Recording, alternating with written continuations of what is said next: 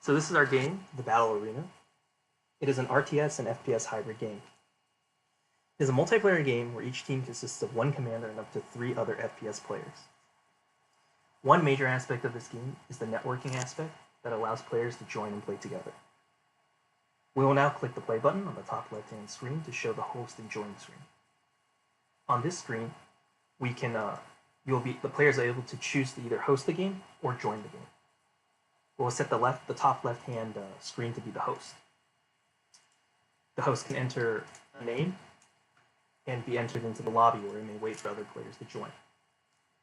When clicking join, a player has the option to enter the IP address of the game they want to join, or they can simply click join if it is just a local game, as in this case. So we will click join on all the clients and enter them in as the commanders and FPS players respectively.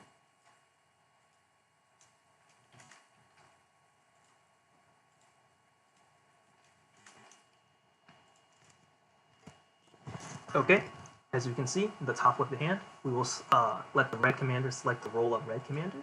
In this case, we can see in all other screens, the red commander role has been selected, and no one else can take it. We will now let all other players choose their current role and enter the game. As you can see, the 2 teams are separated left and right, and the 2 roles are separated top and bottom.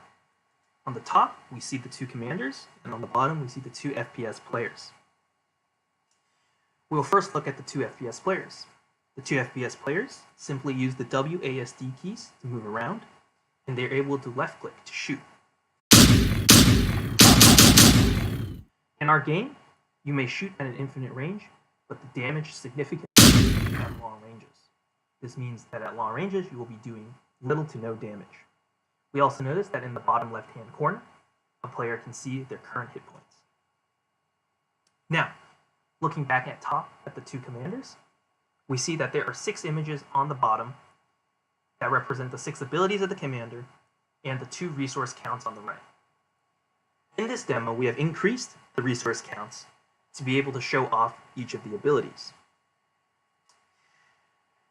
The first commander ability is to spawn a worker.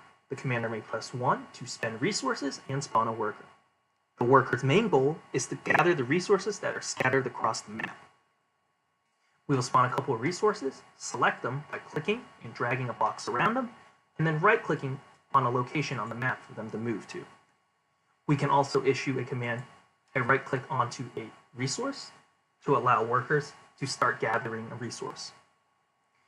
When a worker is set to gather a resource, it will automatically gather the resource and return to base, and then continue that action until told otherwise by the commander. As the workers are coming back, we will see that the gold count is incrementing in the bottom right as they are dropping off their resources. The second commander ability is to spawn a fighter. They do so by pressing the 2 key. Fighters are able to interact with the other FPS players and workers in the game. We can select a group of fighters and right-click on enemy workers or the enemy player to issue an attack. We will now spawn some enemy workers and fighters and send them to the center of the map.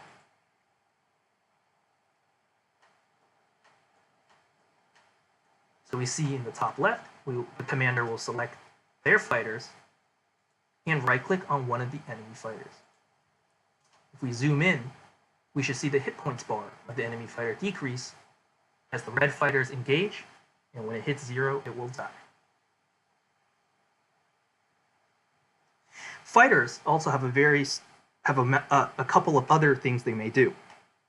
The commander can issue A command by clicking the A key in order for the fighters to auto-acquire enemy workers and fighters to attack within a certain radius.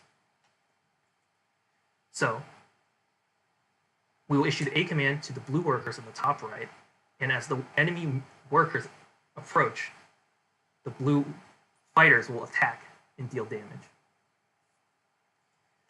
The other command that they can be issued is the S command. By clicking S, the fighters will auto-acquire enemy players in a certain radius. we will move the red player down and near the red and blue fighters.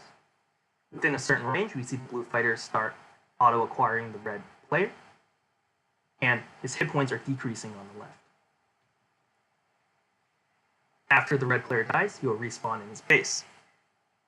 Of course, the FPS players may shoot the enemy workers or fighters and kill them.